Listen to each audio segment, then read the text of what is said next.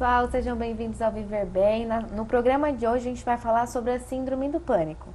E sobre esse assunto, eu chamei aqui a Renata, que é psicóloga e professora da Unifev. Obrigada pela sua presença, Eu que Renata? agradeço o convite. E ela vai falar pra gente, tirar algumas dúvidas sobre esse tema tão importante. Eu já começo te perguntando, professora, o que é a síndrome do pânico? Júlia, o transtorno do pânico, ele na verdade é um transtorno que surge de uma maneira muitas vezes abrupta, ou seja, a pessoa não sabe identificar exatamente o que foi o primeiro disparador, né, que é o que a gente vai chamar de um ataque de pânico, que seria essa primeira reação. Ela é caracterizada por alguns sintomas, que são sintomas físicos. Então a pessoa apresenta tensão muscular, ela apresenta dificuldade para respirar, né? Então ela tem uma respiração mais curta, é mais rápida, taquicardia, que é o coração acelerado, sudorese, então algumas pessoas transpiram muito, tremor, né?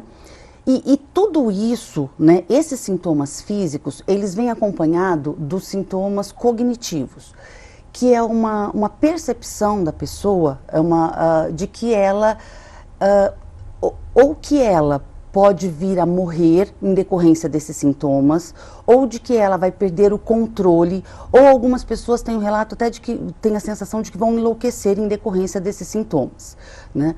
Então, o transtorno do pânico, ele na verdade, ele é um dos transtornos de ansiedade. Nós temos vários transtornos de ansiedade. Então a gente tem o transtorno de ansiedade social, transtorno de estresse pós-traumático, né, entre outros.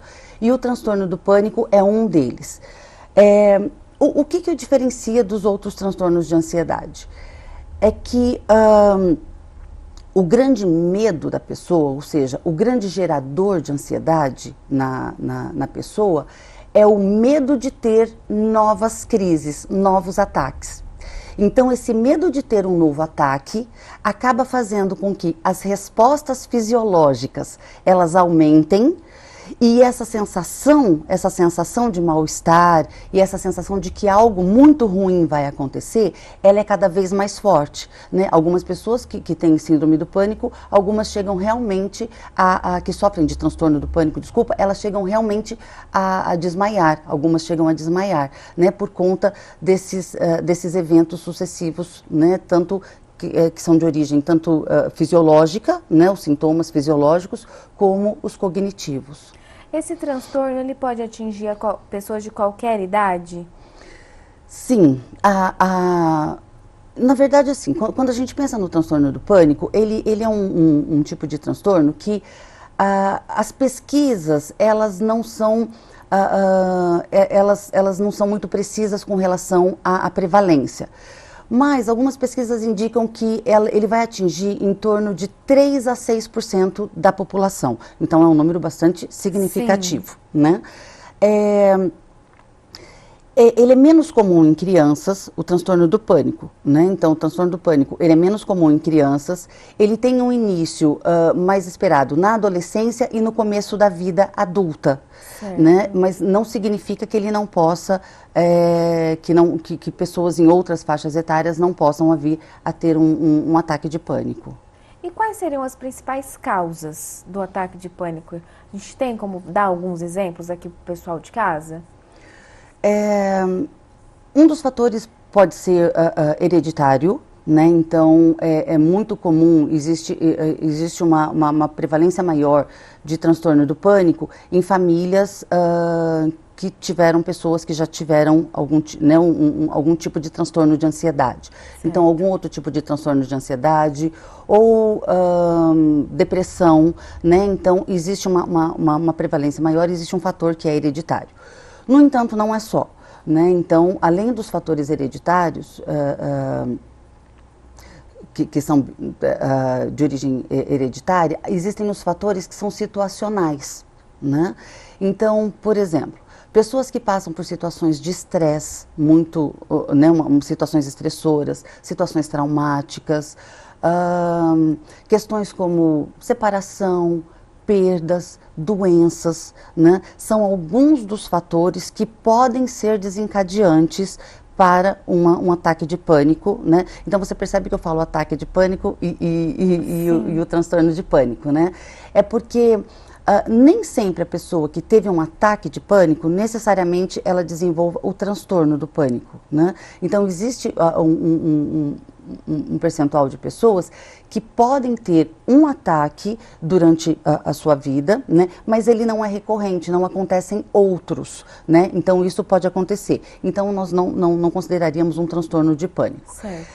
Então para que seja considerado um transtorno de pânico, seria necessário mais de um episódio de ataque, né? Aí dentro de pelo menos um período de 1 ano aproximadamente, né? Para que se considerasse realmente um transtorno de pânico. E o que uma pessoa comum pode fazer por essa pessoa que está tendo esse ataque de pânico? Júlia, eu acho que antes da gente pensar um pouquinho o que uma pessoa pode, né, o que uma pessoa comum poderia fazer, eu acho que a gente precisa entender um pouquinho alguns elementos que fazem parte do transtorno do pânico, né? Então, como eu falei, o transtorno do pânico, ele é um transtorno de ansiedade. Então, vamos entender um pouquinho o que é a ansiedade. Eu acho que talvez esse seja um ponto importante para a gente falar, talvez até como as pessoas próximas podem ajudar, né? Então, vamos pensar na ansiedade da seguinte forma.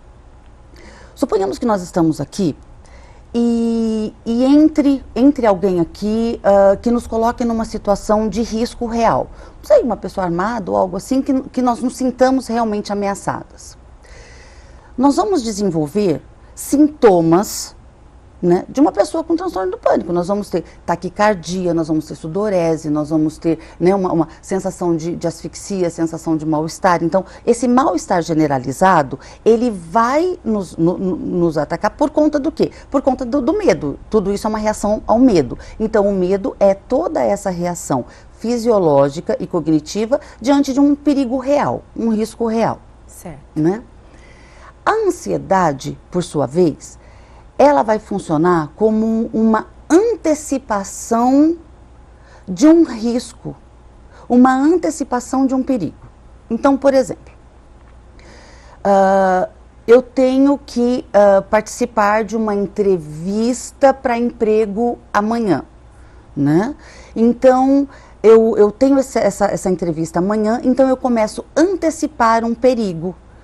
Então, que tipo de perigos eu posso antecipar? Eu não vou me sair bem, eu não vou saber o que falar, né? Eu não vou saber como me comportar naquele momento. Então, tudo isso, a pessoa começa a identificar essa situação, que é uma situação comum, que deveria ser comum, corriqueira. Sim. Ela começa a identificar isso como um risco, como uma ameaça. Isso é o que nós chamamos de ansiedade, seria essa antecipação de riscos de situações. A ansiedade, ela não é algo patológico, ela não é algo ruim. Pelo contrário, ela é algo comum a todas as pessoas experimentam o sentimento de ansiedade, né? Essa reação ansiosa, todas as pessoas experimentam isso em algum momento, e ela é boa. Né? Diferente do que as pessoas acreditam, a ansiedade ela é boa. Por quê? Porque quando você está ansiosa por conta de algum evento, ou você está ansiosa por conta de algum compromisso que você tem, um trabalho que você tem que apresentar na faculdade, uma prova que você tem que fazer, né? Ou alguma outra situação, você tende até porque todo o seu organismo já se prepara para isso, né? Você tende a se preparar mais para aquilo. Então, a ansiedade, ela também ela é um gatilho para você poder se preparar mais, para você poder estudar para a prova, para você poder se preparar para a entrevista de emprego. Então, a ansiedade, ela não é uma coisa ruim, né? Quando que essa ansiedade, ela começa a ser patológica, e aí é quando a gente pode dizer que a gente está diante de um transtorno de ansiedade. Quando essa ansiedade, ela começa a ser disfuncional na vida da pessoa. A atrapalhar a vida da pessoa. A atrapalhar. Então, o que começa a acontecer? É muito comum que inicialmente a pessoa comece, por exemplo, a evitar compromissos, né? Porque um comportamento muito comum, muito recorrente da ansiedade é a evitação. Ou seja, a pessoa deixa de fazer as coisas para não sentir a ansiedade. Entendi. Né? Então ela pode começar, por exemplo, faltar ao trabalho, ela pode começar a faltar na faculdade, né? Na escola, ela pode evitar contato social, ela pode começar a evitar sair de casa. Então ela pode começar a ter um prejuízo nas suas relações, ela pode começar a ter um prejuízo em todas as situações da sua vida. E aí nós vamos então começar a entender que essa pessoa está diante de um transtorno que ela está, né, vivenciando uma situação de um transtorno de ansiedade, justamente por conta desses déficits, né? Então o transtorno do pânico, né, ele tende a ser um transtorno muito mais, as consequências dele, né, causam muito mais prejuízos. Né, eles causam, uma consequência que causa muito prejuízo para a vida diária da pessoa que sofre de pânico. Né? Então, você imagina que essa pessoa, como eu já expliquei, o medo dela, né, é de ter novos ataques. Né? Então, essa pessoa, ela pode, por exemplo, uma das coisas que pode acontecer, suponhamos que o primeiro ataque de pânico que ela teve foi num lugar aberto, com pessoas. Ela pode criar uma associação de que lugares abertos com pessoas vão disparar novos ataques. Entendi. Aí essa pessoa começa a desenvolver o que nós chamamos dentro das psicopatologias de agorafobia. Né? Ou seja, ela começa a temer, ela começa a evitar lugares abertos, ou às vezes lugares fechados, elevadores, situações que ela acredita que são a causa do disparo dos ataques.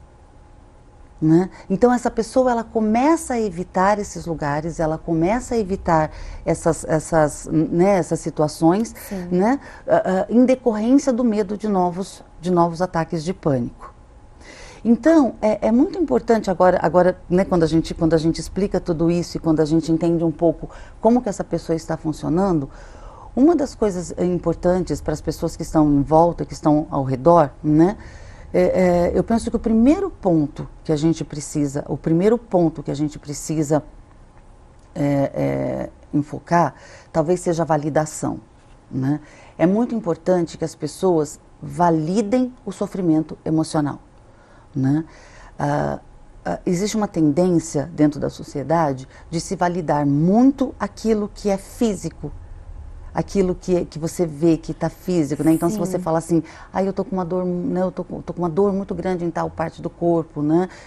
Isso aqui está doendo, eu estou machucado, as pessoas validam mais, as pessoas acolhem, as pessoas compreendem. Quando nós falamos de transtornos emocionais, né, existe uma tendência menor de validação. Né? Então as pessoas muitas vezes, é porque a pessoa é fraca, é porque a pessoa não, né? E algumas outras, sensível, né? A pessoa é muito sensível, ou porque a pessoa, né? Então, às vezes algumas coisas até um pouco mais preconceituosas, né? Às vezes uma percepção até um pouco mais preconceituosa. Então, a validação é muito importante, ou seja, você entender que aquela pessoa está realmente diante de um sofrimento, aquilo é um sofrimento real para ela, né? Em segundo lugar, um ponto muito importante para uma pessoa que está sofrendo um ataque de pânico é que todo aquele risco que ela está imaginando, né, ele não é um risco real. Ela tem essa percepção, mas ele não é um risco real, né? E todas essas reações fisiológicas dela que vão aumentando, a taquicardia, né, a sensação de desmaio, a sudorese, todos esses efeitos fisiológicos, eles estão sendo intensificados por conta desses pensamentos que a mantêm em risco. Então, um ponto importante, inclusive na terapia, a gente vai trabalhar justamente isso com a pessoa, essa percepção do que é realmente o ataque de pânico, para que ele possa aprender a lidar com esses pensamentos que aumentam a resposta fisiológica. E um ponto muito importante é a pessoa respirar. Né? Pode parecer muito simplista, eu sempre falo isso para os meus alunos, eu falo assim, parece tão simplista quando a gente fala que diante de um ataque de pânico, respirar é muito importante. Mas a respiração, né, aquela respiração que a gente chama de diafragmática, né, que é uma respiração mais profunda e calma, ela vai ajudar no processo de restabelecimento de todas essas respostas fisiológicas. Sim. Então, depois de um tempo que a pessoa está respirando, que ela voltou a respirar normalmente, né, o batimento cardíaco regula, normaliza, né? Ela volta a ter a sensação de que ela está respirando, de que ela consegue respirar, né? Então, todas essas respostas fisiológicas, elas vão sendo retomadas e aí a pessoa identifica que realmente não havia um risco real, né, à sua vida naquela situação. Certo. Professora, a gente vai dar uma pausa rapidinho para o intervalo, mas não sai daí não, que daqui a pouco a gente está de volta, viu?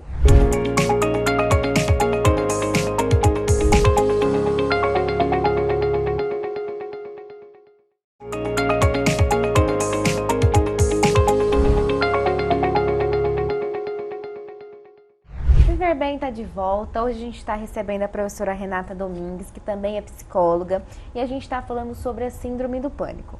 Ela terminou o primeiro bloco falando sobre os aspectos onde a pessoa pode ajudar o próximo que está sofrendo de um ataque de pânico.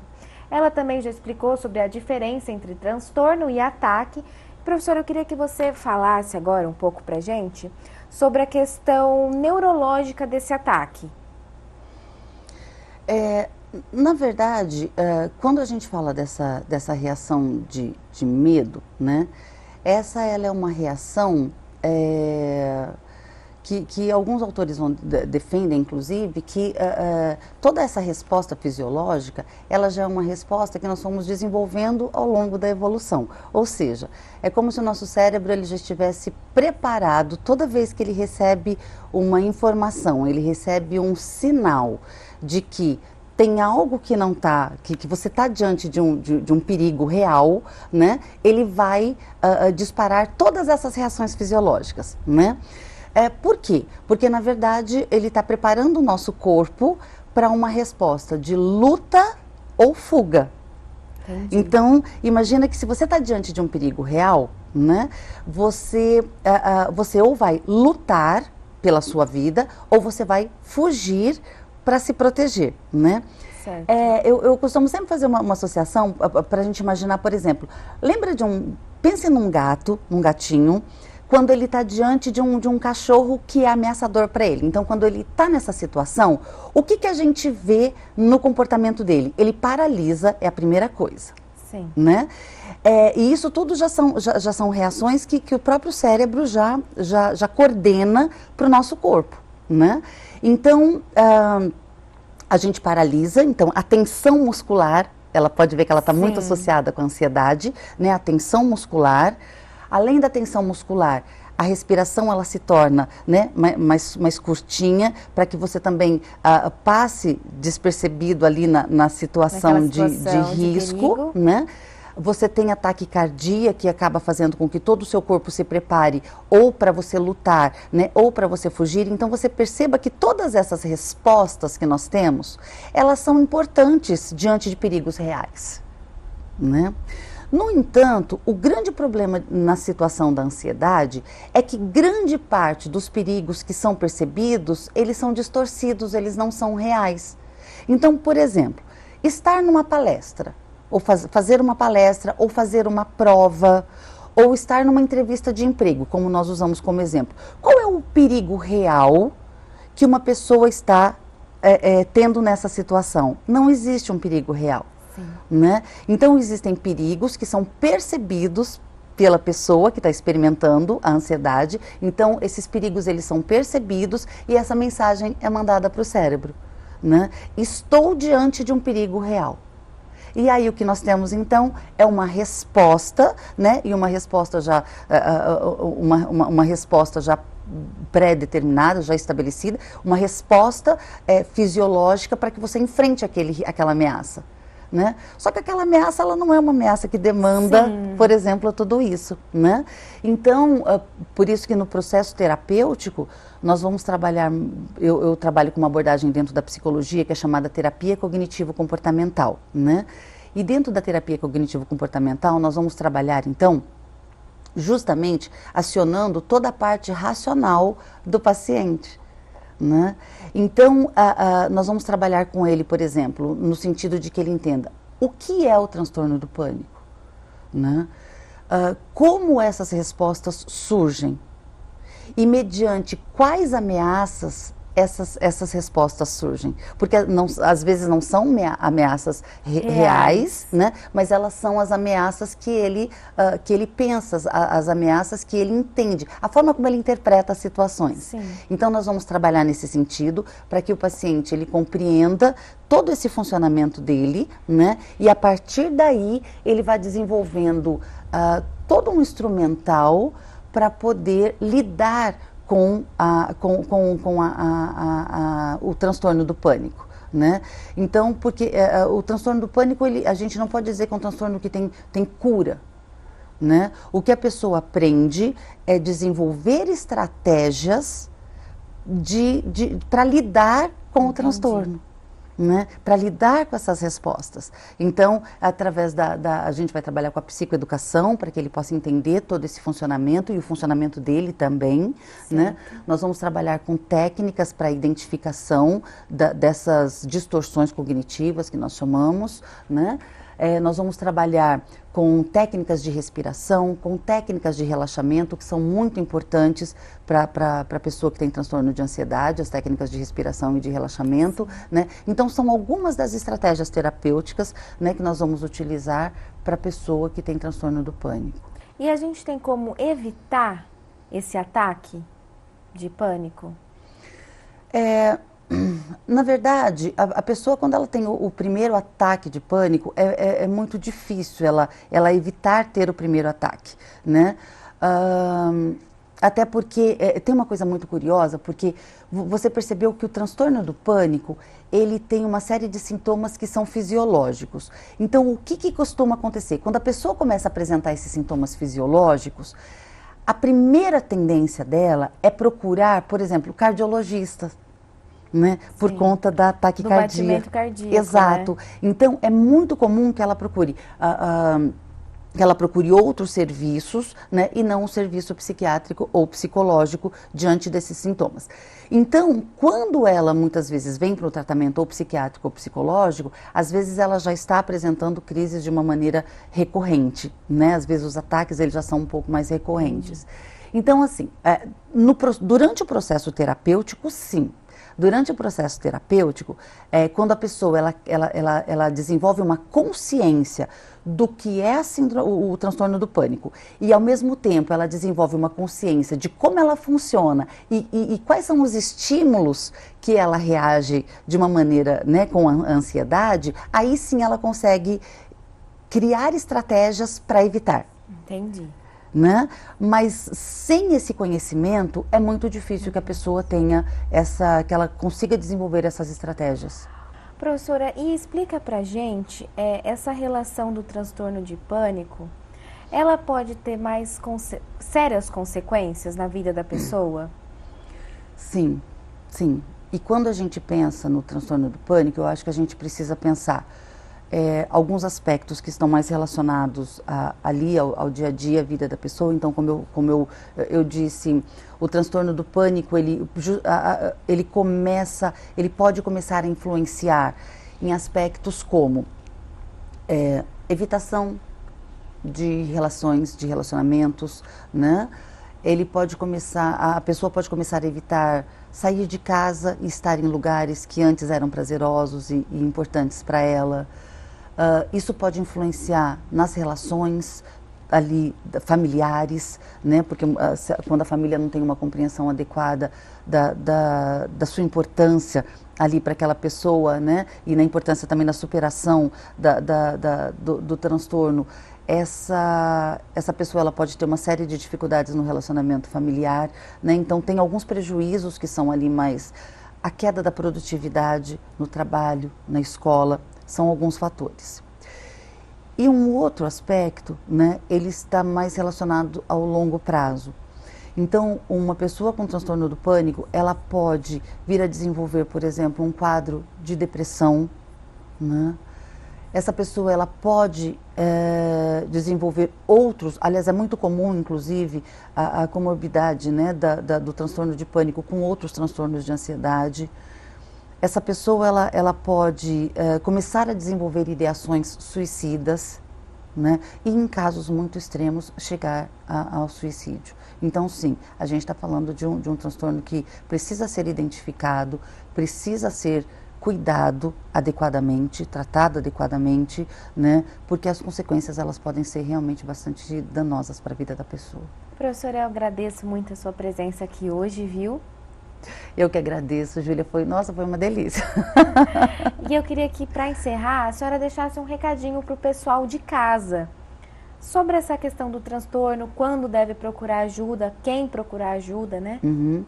Então, para todos vocês, né, que estão em casa, que de alguma maneira se identificaram com o que a gente está discutindo aqui hoje, né, é fundamental que vocês busquem informação e que vocês não tenham não tenham resistência em buscar, né, ou um diagnóstico, né, com um psiquiatra ou com um psicólogo, né, um profissional da sua confiança, que possa te ajudar a olhar para isso. A nossa saúde mental é muito importante, ela precisa ser cuidada, né, tanto quanto a nossa saúde física.